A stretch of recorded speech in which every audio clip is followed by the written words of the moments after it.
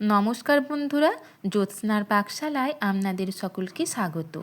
আশা করি সকলেই ভালো আছেন। আজ আমি আপনাদেরকে দেখাবো নিরামিষ মোচার ঘন্টের রেসিপি। নিরামিষ মোচার ঘন্ট বানানোর জন্য আমি এখানে একটা কলা ফুল বা মোচা নিয়ে নিয়েছি। মোচা ছাড়াতে আপনারা সকলেই কম বেশি জানেন। যারা জানেন না তাদের জন্য কিভাবে মোচা ছাড়াতে হয় সেটা একটু দেখিয়ে দেব। এক একটা ঢাকা খুলে নিলেই মোচার মধ্যে এরকম নরম কয়েকটা ফুল থাকবে। সেই ফুলগুলোর মধ্যে একটা শক্ত কাঠি এবং একটা শক্ত পাপড়ি থাকে। সেই শক্ত কাঠি এবং পাপড়িটাকে ফেলে দেব আর নরম অংশটাকে নিয়ে নেব। এইভাবে আমি সমস্ত ফুলগুলোকে পরিষ্কার করে বেছে নিয়েছি। মাঝখানে নরম অংশটাকে মিহি করে কুচিয়ে নিয়েছি। এইভাবে আমি সমস্ত মোচাগুলোকে কেটে নিয়েছি। একটা প্রেসার কুকার নিয়ে নিয়েছি, তার মধ্যে কেটে ধুয়ে রাখা মোচাটা দিয়ে দেব। এক মুঠো ছোলা আমি ভিজিয়ে রেখেছিলাম, সেই ভিজিয়ে রাখা ছোলাটা দিয়ে দেব। পরিমাণ মতো নুন, পরিমাণ মতো হলুদের গুঁড়ো, 1 কাপ পরিমাণ জল দিয়ে দেব। একটা চামচের সাহায্যে সব কিছুকে ভালোভাবে মিশিয়ে নেব। মেশানো হয়ে গেলে প্রেসার কুকারের ঢাকা পরিয়ে গ্যাসের ফ্লেম হাইতে রেখে একটা সিটি দিয়ে দেব। প্রেসার কুকারের ঢাকা খুলে জল ঝরে যায় এমন একটি পাত্রে মোচাটাকে জল ঝরিয়ে নেব। গ্যাস ওভেন জেলে একটা পরিষ্কার কড়াই বসিয়ে দিয়েছি। কড়াই গরম হয়ে গেলে পরিমাণ মতো সরষের তেল দিয়ে দেব। 3টে মিডিয়াম সাইজের আলু খোসা ছাড়িয়ে ছোট ছোট চৌকো আকারে কেটে নিয়েছিলাম, সেই কেটে রাখা আলুগুলো দিয়ে দেব। আলুগুলো দিয়ে দেবার পরে পরিমাণ মতো নুন, পরিমাণ মতো হলুদের গুঁড়ো দিয়ে দেব। নুন এবং হলুদ গুঁড়োটাকে আলুর সাথে খুব ভালো করে মিশিয়ে নেব এবং আলুগুলোকে ভেজে নেব।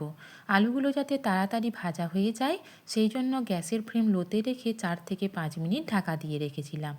দেখুন 5 মিনিট পর ঢাকা খুলে আমার আলুগুলো কত সুন্দর ভাজা হয়ে গিয়েছে। এই পর্যায়ে একটি পাত্রে ভেজে রাখা আলুগুলো নামিয়ে রাখবো। কড়াইয়ের মধ্যে আবারও আমি পরিমাণ মতো সরষের তেল দিয়ে দেব। আমি সমস্ত রান্নাটা সরষের তেলে করেছি, আপনারা রিফাইন তেলেও বানাতে পারেন। একটা তেজপাতা, 2টো এলাচ, 2টো লবঙ্গ, সামান্য দারচিনি, 1/2 চামচ গোটা জিরে এবং 3 থেকে 4টে গোলমরিচ দিয়ে দেব।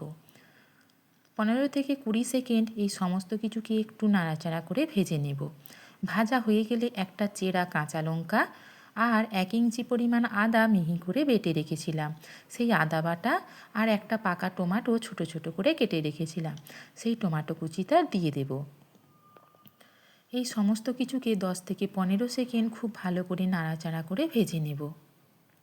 দেখুন আদা এবং টমেটোটা আমার ভাজা হয়ে গিয়েছে। এই পর্যায়ে ছোটো চামচের 1 চামচ হলুদের গুঁড়ো, 1 চামচ লাল লঙ্কার গুঁড়ো, 1 চামচ জিরে গুঁড়ো, 1 চামচের একটু কম ধনে গুঁড়ো দিয়ে দেব।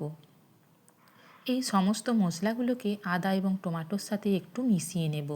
যাতে মশলাটা পুড়ে না যায় সেই জন্য সামান্য পরিমাণে একটু জল যোগ করব। জলটা দিয়ে দেবার পরে মশলাটাকে আবারও কষিয়ে নেব যতক্ষণ না তেল ছেড়ে আসছে। দেখুন মশলাটা থেকে আমার কত সুন্দর তেল ছেড়ে এসেছে। এই পর্যায়ে জল ঝরিয়ে রাখা সেদ্ধ করে মোচা এবং ছোলা দিয়ে দেব। মোচা এবং ছোলা সেদ্ধটা দিয়ে দেওয়ার পরে মশলার সাথে খুব ভালো করে মিশিয়ে নেব। গ্যাসের ফ্লেম মিডিয়ামে রেখে 5 থেকে 7 মিনিট খুব ভালো করে কষিয়ে নেব। মশলাটা যত ভালো করে কষানো হবে এই মোচার রেসিপিটা খেতে ততই টেস্টি হবে। আপনারা আমার এই রেসিপি ফলো করে বাড়িতে অবশ্যই একবার নিরামিষ দিনে মোচার ঘন্ট এইভাবে বানিয়ে খাবেন। রেসিপিটা কেমন লেগেছে অবশ্যই কমেন্টে জানাবেন। নতুন নতুন রেসিপি পেতে আমার চ্যানেলটি সাবস্ক্রাইব করার অনুরোধ জানালাম। পাশে থাকা বেল আইকনটি অবশ্যই প্রেস করবেন যাতে নতুন নতুন রেসিপিগুলি আপনাদের কাছে সবার আগে পৌঁছে যায়। দেখুন মোচাটা আমার কত সুন্দর মশলার সাথে কষানো হয়ে গিয়েছে। এই পর্যায়ে ভেজে রাখা আলুগুলো দিয়ে দেব। আলুগুলো দিয়ে দেবার পরে মোচার সাথে এবং মশলার সাথে খুব ভালো করে মিশিয়ে নেব। আবারও 3 থেকে 4 মিনিট খুব ভালো করে কষিয়ে নেব। সব কিছু আমার খুব সুন্দর করে কষানো হয়ে গিয়েছে। এই পর্যায়ে আমি 2 কাপ পরিমাণ গরম জল যোগ করব।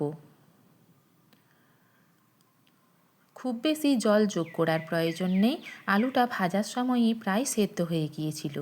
আর মোচা এবং ছোলাটাও আমি প্রেসার কুকারে একটা সিটি দিয়ে দিয়েছিলাম। আমি এখানে 2 কাপ জল দিয়ে দিয়েছি। সব কিছু খুব ভালো করে মিশিয়ে নিয়েছি। মেশানো হয়ে গেলে গ্যাসের ফ্লেম লোতে রেখে ঢাকা দিয়ে দেব 5 থেকে 7 মিনিটের জন্য। 5 থেকে 7 মিনিট পর ঢাকা খুলে দেখে নেব আমার সব কিছু রান্না হয়ে গিয়েছে কিনা। দেখুন আমার সব কিছু কত সুন্দর রান্না হয়ে গিয়েছে। এই পর্যায়ে হাফ চামচ চিনি যোগ করব। নিরামিষ যে কোনো তরকারিতে একটু চিনি যোগ করলে খেতে অসাধারণ লাগে।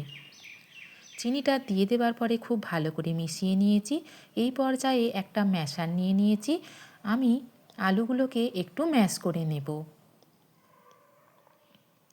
ম্যাশারের সাহায্যে আলুগুলোকে একটু ম্যাশ করে নিলে এই মোচার রেসিপিটা খেতে অসাধারণ লাগে। আমার ম্যাশ করা হয়ে গিয়েছে। মোচার ঘন্ট আমার প্রায় তৈরি হয়ে গিয়েছে। এই পর্যায়ে ছোট চামচের 1 চামচ গরম মশলা গুঁড়ো এবং 1 চামচ ঘি দিয়ে দেব। এই গরম মশলা এবং ঘিটাকে মোচার সাথে খুব ভালো করে মিশিয়ে নিলেই আমার নিরামিষ মোচার ঘন্ট একদম তৈরি। গ্যাসের ফ্লেম অফ করে 1 মিনিট স্ট্যান্ডিং টাইমে রেখে দেব। দেখুন মোচার ঘন্টটা আমার কত সুন্দর দেখতে হয়েছে, খেতেও অসাধারণ হয়েছিল। এখন দুপুরবেলা গরম ভাতের সাথে বা রাত্রেবেলা রুটির সাথেও এই মোচার ঘন্ট খাওয়া যায়। সকলে ভালো থাকবেন, সুস্থ থাকবেন। আমার এই রেসিপি দেখার জন্য আপনাদের সকলকে অসংখ্য ধন্যবাদ এবং অনেক ভালোবাসা। নমস্কার।